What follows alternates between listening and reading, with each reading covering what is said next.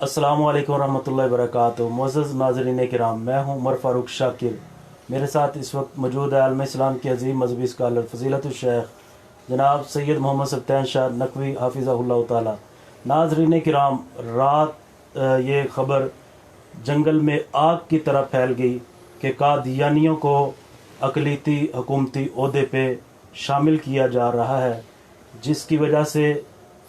مسلمانوں میں ایک شدید غم و غصے کی لہر دوڑ گئی کہ یہ ایسا کیوں ہونے جا رہا ہے۔ تو ہم اس وقت گفتگو کریں گے فضیلت الشیخ جناب سید محمد سبطین شاہ نقوی حافظہ اللہ تعالیٰ سے، کیونکہ آپ پہلے بھی ملک پاکستان کی بڑی بڑی کانفرنسز میں اس خدشے کا اظہار کر چکے ہیں کہ اس حکومت میں قادیانیوں کو حکومت کا حصہ بنانے کی پوری کوششیں کی جا رہی ہیں۔ ہم گفتگو کرتے ہیں جناب سید محمد سبطین شاہ نقوی حافظہ اللہ تعالیٰ سے۔ محترم شاہ صاحب،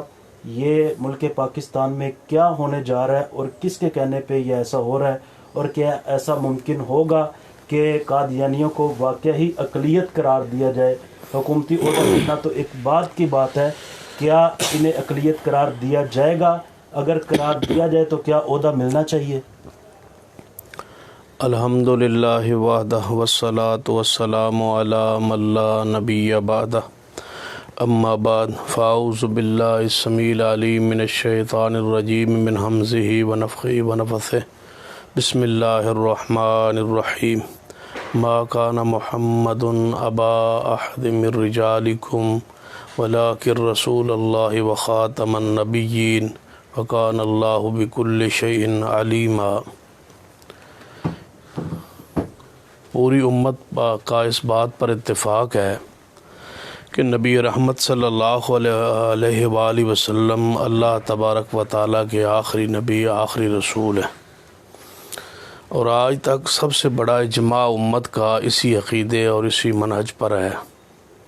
کہ جو شخص بھی نبی علیہ الصلوۃ والسلام کے بعد آج تک، آج سے لے کر قیامت تک کسی بھی معنی میں اپنے نبی ہونے کا دعوے دار ہے، تو ایسا شخص زندیق ہے اور مرتد ہے، اور اس کی سزا جو ہے شریعت میں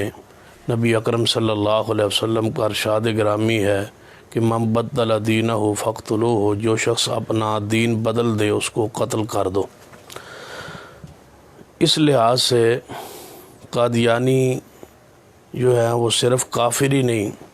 بلکہ ساتھ ساتھ وہ مرتد بھی ہے۔ اور پاکستان میں سب سے پہلے بفضل اللہ تعالیٰ میں نے ہی تقاریر میں اس آواز کو بلند کیا تھا کہ مرزائی جو ہے وہ صرف کافر نہیں بلکہ مرتد ہیں، اور ان کی سزا جو ہے وہ واجب القتل ہے۔ اسلامی حکومت کی یہ ذمہ داری ہے کہ ان پر شرعی سزا لاگو کرے، لیکن یہاں معاملہ الٹ ہو گیا ہے۔ رات سے جب سے یہ بات سنی ہے تو انتہائی پریشان کن معاملہ ہے، اور ہمارے لیے یہ تاریخ پاکستان میں سیاہ ترین یہ دن اس حوالے سے یاد رکھا جائے گا۔ جس طرح 7 ستمبر 1974 پاکستان کی تاریخ کا ایک روشن ترین دن تھا، جس دن مرزائیت کو کافر تسلیم کیا گیا، پاکستان کے آئین میں اور قانون میں اعلان کیا گیا، تو آج پھر اس خدشات کا میں کافی دفعہ اظہار کر چکا ہوں اپنی گفتگو میں، اپنے تقاریر کے سلسلہ میں بہت دفعہ اس کا میں پہلے بھی اظہار کر چکا ہوں۔ یہ کرتارپور کا بارڈر سب سے پہلے کھولا گیا،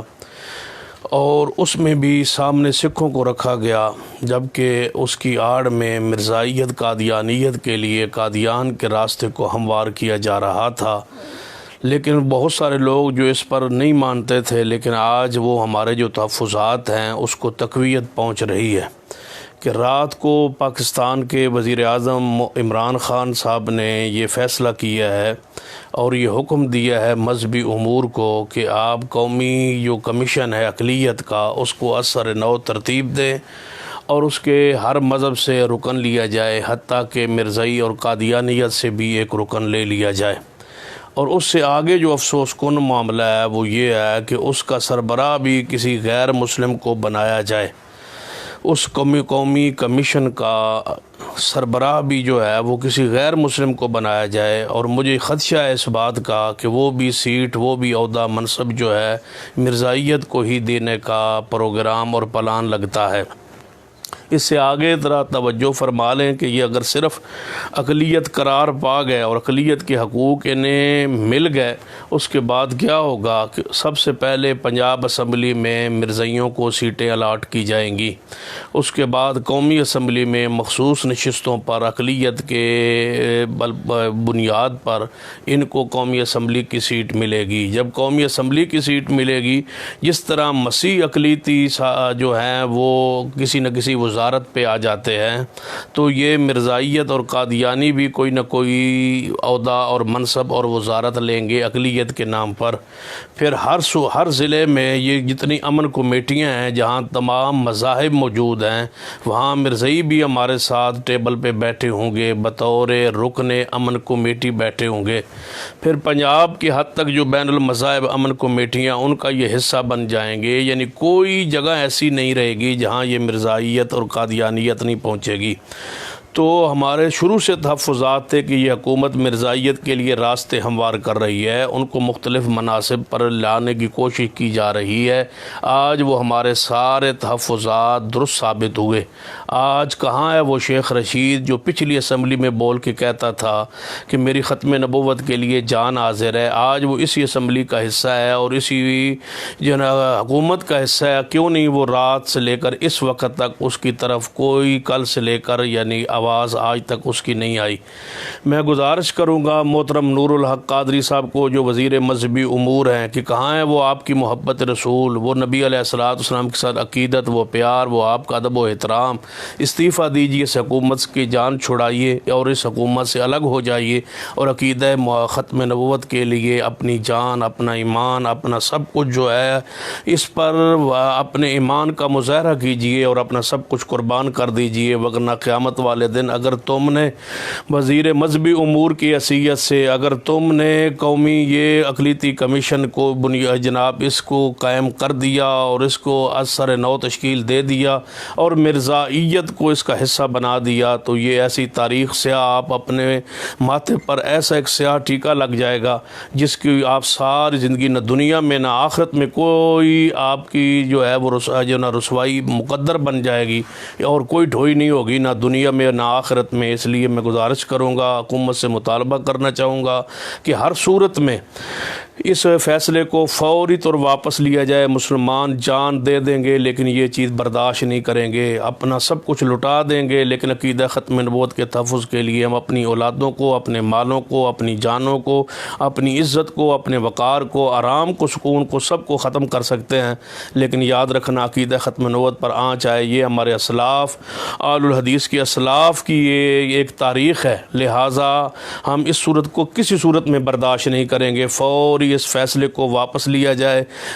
کیونکہ مرزائیت جو ہے یہ صرف کافر نہیں ہے بلکہ مرتد ہیں۔ ہاں اگر اس صورت میں بھی اگر آپ نے یہ قدم اٹھانا ہی تھا تو جو آپ اس وقت خلیفہ ہے مرزائیوں کا نامراد مرزا مسرور جو ہے، اس سے آپ لکھواتے کہ ہم غیر مسلم ہیں، ہم کافر ہیں، ہم تسلیم کرتے ہیں، لہذا پاکستان کے آئین میں لکھا ہوا ہے کہ یہ کافر ہیں، تو اس پاکستان کے آئین کو یہ مرزائی نہیں مانتے، یہ زندیق ہیں، کہتے ہیں کہ ہم مسلمان ہیں، بلکہ وہ ہمیں کافر کہتے ہیں۔ سر ظفر اللہ خان جو وزیر خارجہ تھا، بانی پاکستان محمد علی جناح کا جنازہ اس نے نہیں پڑھا تھا، اور علامہ اقبال رحمۃ اللہ علیہ کو آپ پڑھ کے دیکھ لیں ان کا مرزائیت کے بارے میں کیا تصور و نظریہ تھا۔ تو لہذا اس بات پہ غور کر لیں، یہ مفکر پاکستان، بانی پاکستان کے نظریات کی بھی یہ چیز خلاف ہے کہ آپ مرزائیت کو جو ہے وہ اس قسم کی پشت پناہی کریں اور اس قسم کے ان کو اہم مقام پہ لانے کی کوشش کریں۔ تو فوری حکومت اس فیصلے کو واپس لے، وگرنہ مزاحمت ہوگی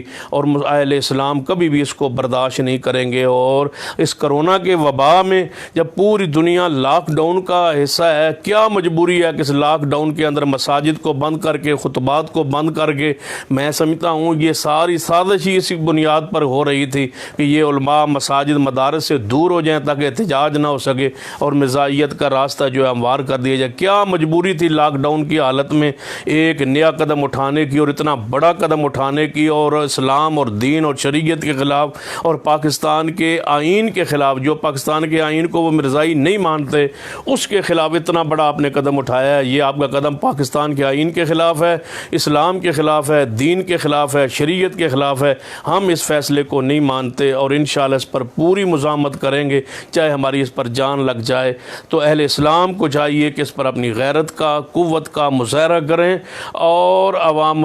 اس طرح اس تحریک کو چلا دیں سوشل میڈیا کے ذریعے، جس طرح بھی کسی کی طاقت استطاعت ہے وہ اپنی زبان کھولے اور اس کو سر عام اس کا رد کرے کہ ہم اس چیز کو کبھی برداشت نہیں کریں گے۔ اللہ تعالی ہمیں اس عہد پر قائم رکھے اور اسی پر زندہ رکھے اور اسی پر موت دے۔ اقول قولی ھذا واستغفر اللہ لی ولکم ولسائر المسلمین وآخر دعوایا الحمد للہ رب العالمین۔